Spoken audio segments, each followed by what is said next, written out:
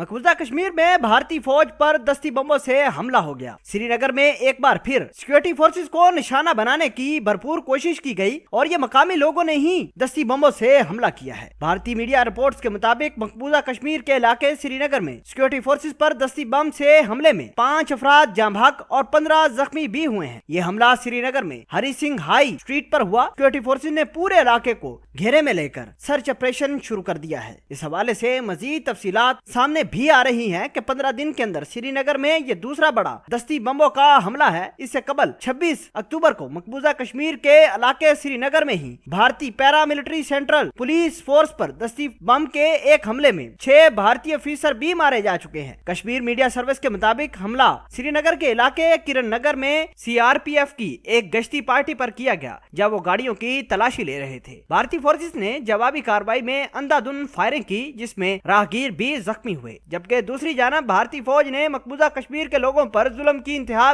कर दी है। मकबूजा कश्मीर में भारतीय फौजी मुहासरे के बायस वादी कश्मीर और जम्मू के मुस्लिम अक्सरियती इलाकों में आज भी मामूलात जिंदगी मफलूज है। कश्मीरी मीडिया सर्विस के मुताबिक इलाके में दफा 144 के तहत सख्त पाबंदियां नाफिज है, जबकि इंटरनेट और प्रीपेड मोबाइल फोन सर्विस मुअत्तल है। लोग भारत की तरफ से हालात मामूल के मुताबिक दिखाने की कोशिश की मुजाहमत कर रहे हैं। वादी कश्मीर में अमलन गैर एलानिया सिविल नाफरमानी हो रही है जिसका मकसद भारत की जानब से 5 अगस्त के एक तरफा और गैर कानूनी इकदामात के खिलाफ एहतजाज करना है। इस तहरीक के तहत दुकानदारों ने अपनी दुकानें बंद रखी हैं, तुलबा स्कूल नहीं जा रहे, सरकारी और निजी शोबे के मुलाजमीन दफ्तर नहीं जाते, जबकि पब्लिक ट्रांसपोर्ट भी सड़कों से गायब है। काबज इंतजामिया ने मकबूजा कश्मीर में लोग को चरार शरीफ की दरगाह पर मुनक्कद शबाना इबादत में शिरकत करने से भी रोक दिया। भारतीय पुलिस ने सालाना उर्स से एक दिन पहले इलाके को मुकम्मल सील किया और किसी भी शख्स को दरगाह पर जाने की इजाजत नहीं दी गई। ये वाकया काबज हुकाम की तरफ से वादी कश्मीर में हालात नॉर्मल होने के दावों के